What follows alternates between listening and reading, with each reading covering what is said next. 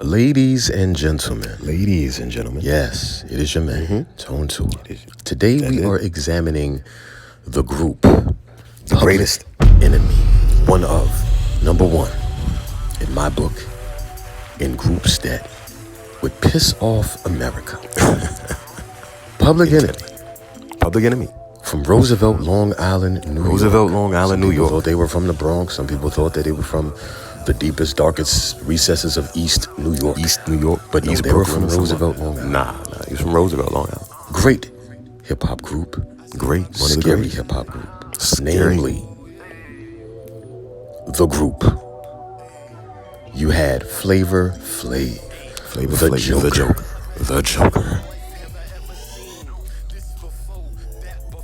Then you had Chuck D, the lyricist and the wordsmith. Chuck D. Met him a couple times in my life. A great guy.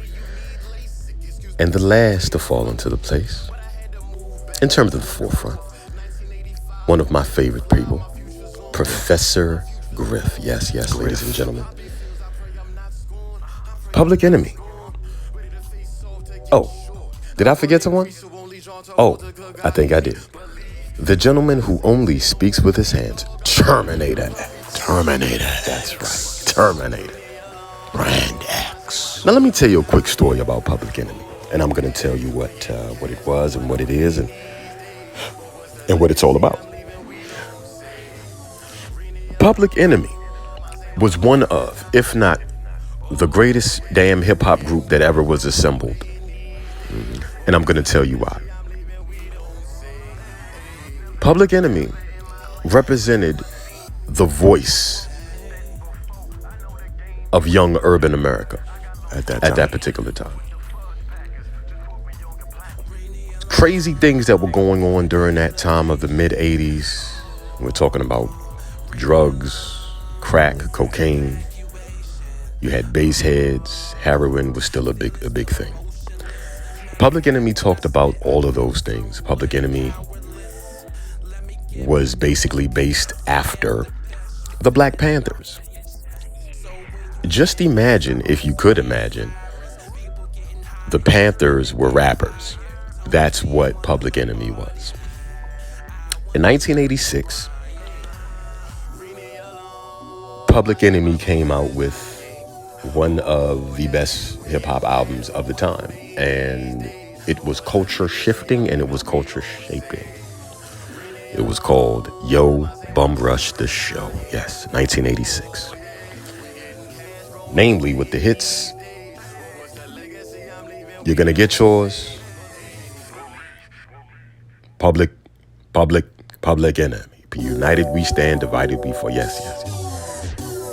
Even to this day, I look back and I wonder, like, the greatness that was coming from those guys at that particular time.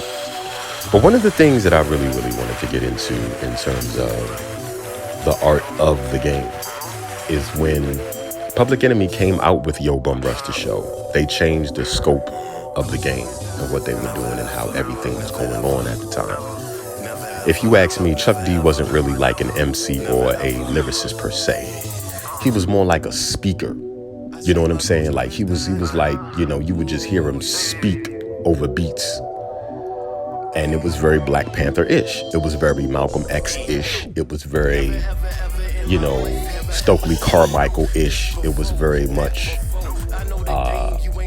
H-Rap Brown-ish. It was very Huey P. Newton-ish. How he was rapping. But one thing that you had to remember is that this form of hardcore rap music was never seen before and it has never been seen after. And I doubt that we will ever see this type of rap music again. But during those times, you started wondering and seeing other people starting to do the same thing. Namely the West Coast. Now the West Coast, if you ask me, was trying to copy off of what these guys were doing in actuality. Yes, they were. And no one can deny that. And with all due respect, that's what happened, and that's what was presented to the people. Now, as that was presented to the people, I think what the West Coast did, they kind of distorted what the East Coast was doing at that time. Now, you had one of the best albums of all time, hip hop, period. It takes a nations of millions to hold this back. And in actuality, once you listen to that record, you understand that it did. And that it does. It takes billions. Not only does it take a nation of millions, it takes billions and billions of dollars each year to try to hold this back, to attempt to hold this back, because they understand the situation. Now, what I would say is that NWA took this format and they distorted it, as you can see, with their own brand of gangster rap music. Now, this brand of gangster rap music didn't do anything to help, but it actually hindered what was actually going on in terms of, life and various other things. So,